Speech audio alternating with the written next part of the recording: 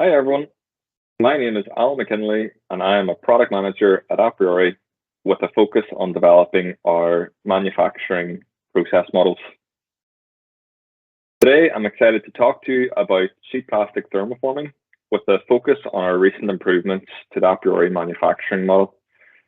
The agenda will focus on a quick overview of thermoforming, a review of the challenges we faced with the existing cost model, a summary of the enhancements we have made before a detailed look and demo of the enhancements. Before we look at thermoforming and aPriori, I want to give a brief overview of the applications and benefits of thermoforming. As you can see from the pictures on the left-hand side of the slide, thermoforming is applicable across multiple industries and a common manufacturing method in our customer base. Example parts from different industrial sectors include agricultural, vehicle panels and bulk containers, automotive with dashboards and bumper covers, aerospace with the likes of seat panels, medical with equipment enclosures and equipment trays, consumer durables with suitcases, home appliances and toys. Thermoforming is typically used for mid to low volume production volumes and has a number of benefits. So it is cost effective at low volumes compared to injection molding due to significantly cheaper tooling. It is typically fast lead times to production readiness. It is lightweight and a great corrosion resistant alternative to some sheet metal parts. It supports complex shapes and deep draws, can produce very large parts. It has a wide range of materials available to fill required design, aesthetic, and mechanical properties, and it's got excellent reproducibility. The sheet plastic process group was introduced to aPriori in 2012, so over 10 years ago. We can see that a quarter of our customers are licensed for the process group, but our actual usage of it is much lower than expected. When we reviewed our current customers, we found a common theme of high configuration of the model required to be successful. And these configurations were primarily working around usability and accuracy issues of the model. Hence, we decided to do a full overhaul of the cost model so that better represents the industry as it stands today, with improved and intuitive user inputs resulting in more precise simulations, providing our customers with decreased time to value and reducing the amount of configuration required in the model. To achieve this, we have the following 5 areas of enhancements that we introduced in 2023 R1. So we updated our out-of-the-box materials to be in line with industry expectations. We improved how we are accounting for material cost. We have improved and added more types of forming machines in the baseline digital factories to better represent the manufacturing standards of today. We have improved and added more post-processing and finishing processes to the model. And finally, we have updated our tooling model to be mechanistic and in line with other cost models such as injection molding. Looking across these 5 areas of improvement, all of them contribute massively to the usability of the model and accuracy. I'd now like to deep dive into each of these areas in more detail before a quick demo of our new model. We have 3 main areas of improvement in our material stock and material utilization. The first area is a significant change in supported stocks. Our previous model had resin pallet stock types, where aPriori simulated the melting and extrusion of the pallet stock to create a sheet stock for forming. The new model now just uses sheet stocks directly, which better represents our customer use cases and is much easier to configure. We have also improved our material coverage by adding 4 new material types to the digital factory. The second area of improvement is our stock selection. Previously, the model considered the part size and finished part thickness to assign a stock. We now have enhanced logic that importantly accounts for the material thinning during the forming process. Hence, we select a thicker stock size that will thin down to the finished part thickness during forming. And finally, we have added the ability to nest parts on a single sheet. Previously, the nesting ability was defined by routing logic, which is hard to use and had hard-coded nesting computation. We've improved this now so the end user can simply specify the number of parts to be nested together. aPriori will then use the nesting algorithm to determine the best orientation and to maximize the utilization of the sheet. We also produce an output of the nesting diagram for the end user to consume. One important new feature with the nesting is dynamic spacing of the parts based on the part size. This really helps us represent reality and ensures that the part is manufactured without issues, such as webbing, which can be seen in the image on this slide on the top right. Just pointing to it now with my cursor, you can see webbing happening in between these parts as they're spaced too closely together to form the material. I'd now like to review the general manufacturing process before getting into the specific changes made in the aPriori cost model. The general process for thermoforming is shown in the top image. So a sheet plastic stock of appropriate size and thickness is loaded into the thermoforming machine. This sheet is positioned under an infrared heater until the temperature is high enough to form it. The sheet is then moved into a forming station and a vacuum is applied through the molds, forming the plastic, after which it is allowed to cool. The formed sheet is then unloaded from the thermoforming machine. After the thermoforming machine, the next step is an optional vertical bandsaw process to separate the sheet into individual parts. This is used when multiple parts are nested in one single sheet, as shown in the middle image. Note, this is a brand new process added to the thermoforming process group to better simulate the industry standards. Finally, a CNC router does the final trimming process, removing any excess material and creating holes in the part. Again, this process has been significantly improved with an added perimeter GCD extracted during our geometric extraction process. This results in an improved cycle time computation for our CNC router.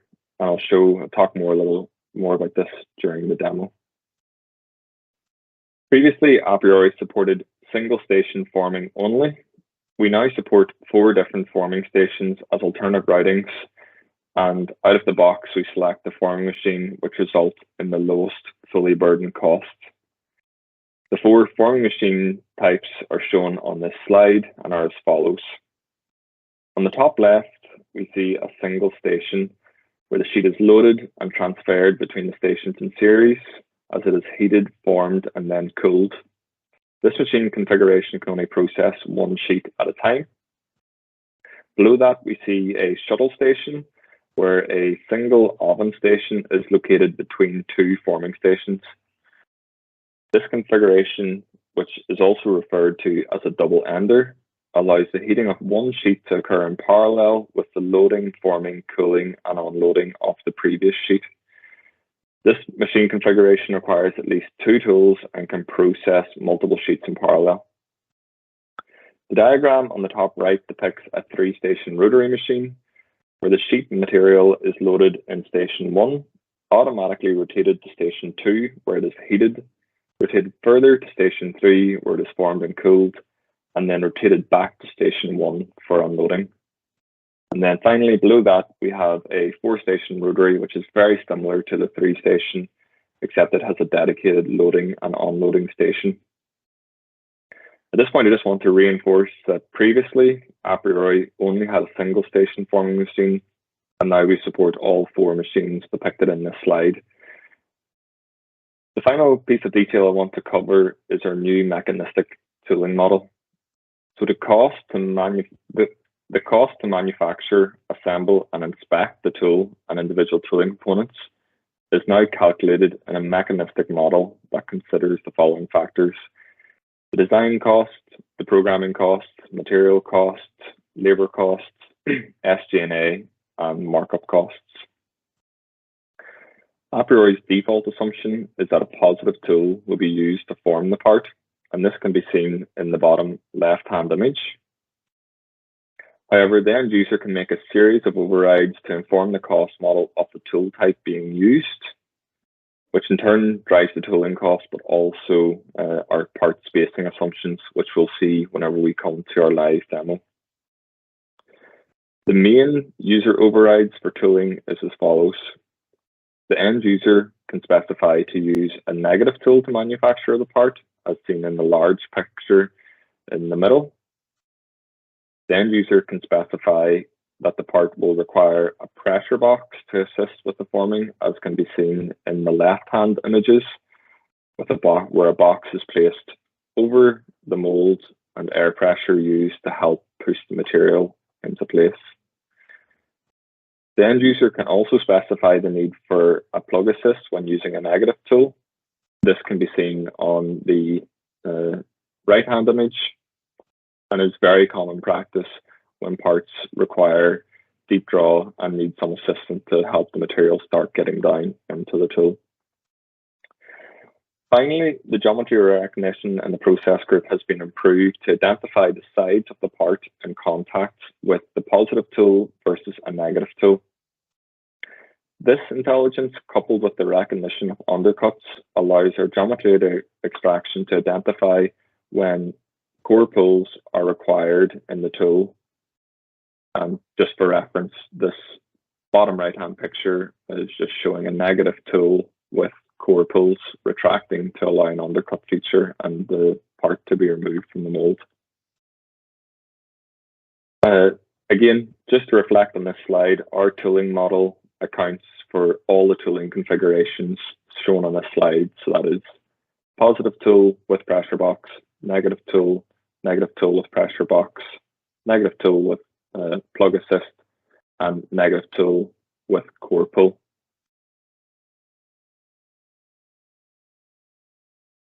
Okay, at this point, we're now going to move on to a short demo reviewing the key features in the slide deck.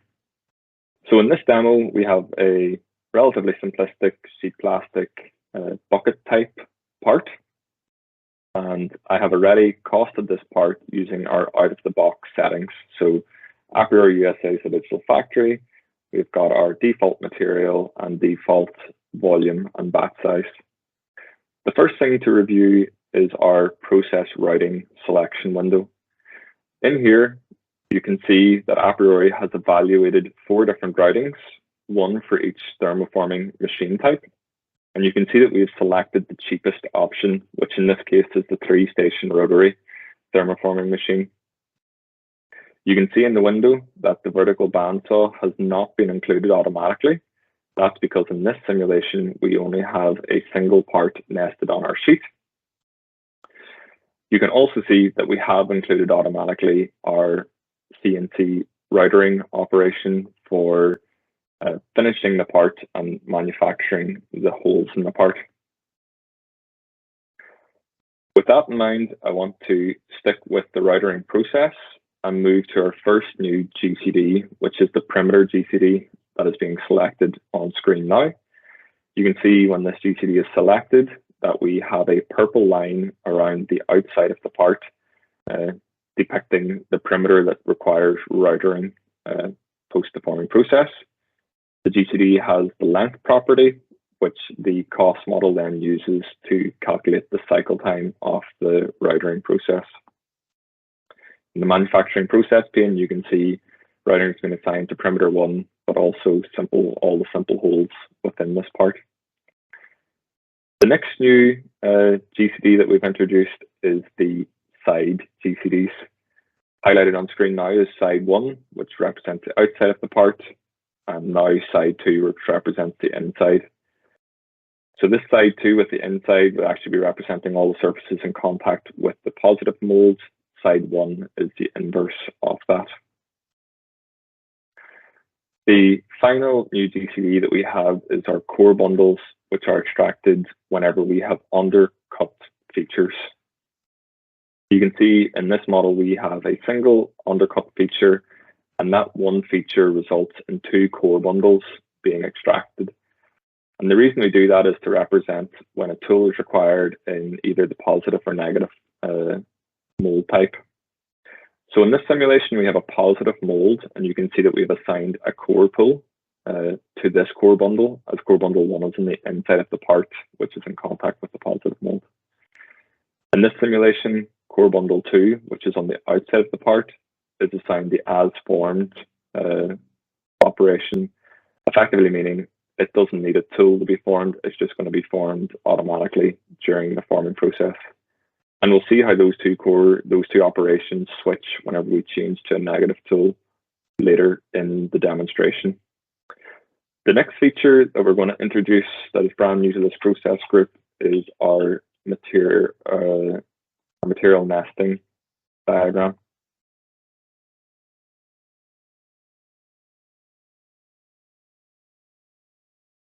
You can see now in the bottom right of our viewer, the material nesting diagram has been displayed. In the material nesting diagram, the blue line represents the outline of our sheet stock that has been selected for this given part, and the red line represents the outline of the part that will be nested before the forming process occurs.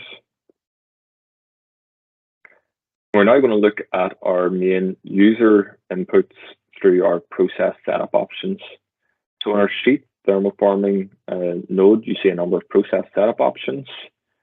And starting from the top, we have our number of parts per sheet, which is default at 1, and a second will change that. Below that, we have 3 options for changing the material stock that we select, so the sheet length, width, and thickness. You then see in the middle of the screen, the user can specify the mold type to be used. By default, we have positive. Again, we'll change that to negative. Followed by three options to change the settings within nesting. We'll not go into that detail today. And then towards the bottom, we see a PSO for pressure forming being required and plug assist tooling being required, which we'll review slightly later in the demo. The first change we're going to make then is changing our number of parts to 3. And recosting this part. So what you'll notice straight away is that our nesting diagram has been updated, and also that our vertical bandsaw process has now been automatically included, where the vertical bandsaw will do the minimum number of cuts required to separate this nested sheet into its individual parts. You can see in our nesting diagram, we have 3 parts shown in red and 1 in grey. What this is showing us is that this given sheet stock can actually fit 4 parts into it, but because the user has specified 3, we're actually underutilizing this sheet, and that will drive a higher material cost. So the first thing that I'm going to change just for the purpose of the demonstration is moving this to 4 parts per sheet and recosting.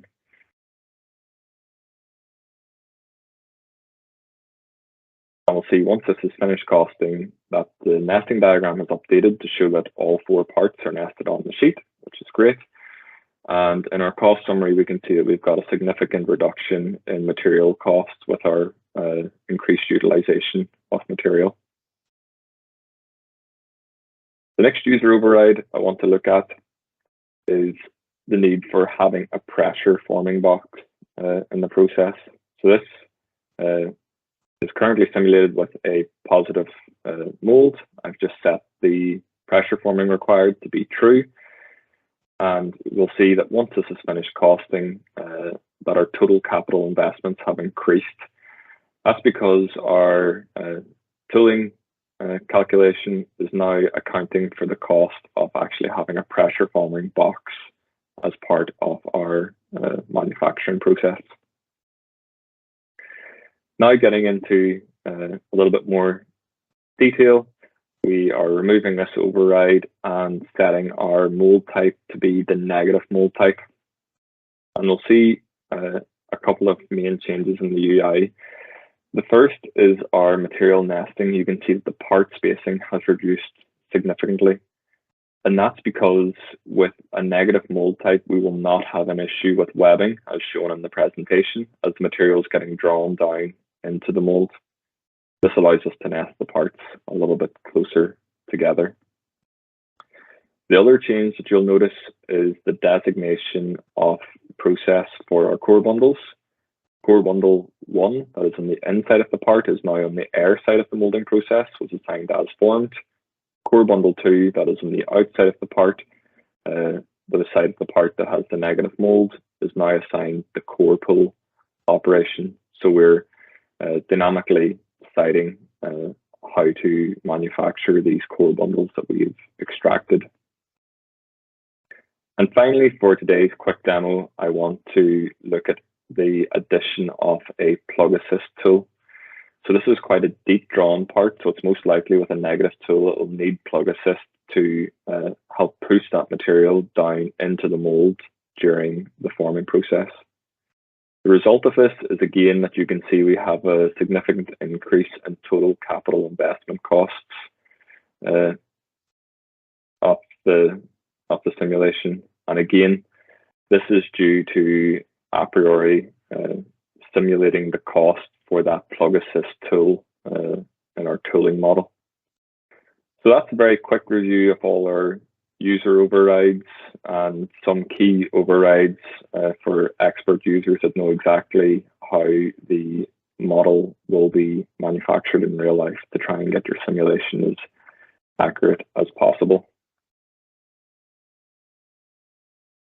For anyone who's been interested in availing of the enhancements in our sheet plastic thermoforming in this presentation, please reach out to your customer success manager. They can help with upgrading your software to the required version if needed, and they can help organize the sheet plastic thermoforming license again if you don't already have it. I'd just like to thank everyone who's made it this far for listening. And if you have any questions, you can feel free to contact me directly at this email address shown. Thanks everyone, and bye for now.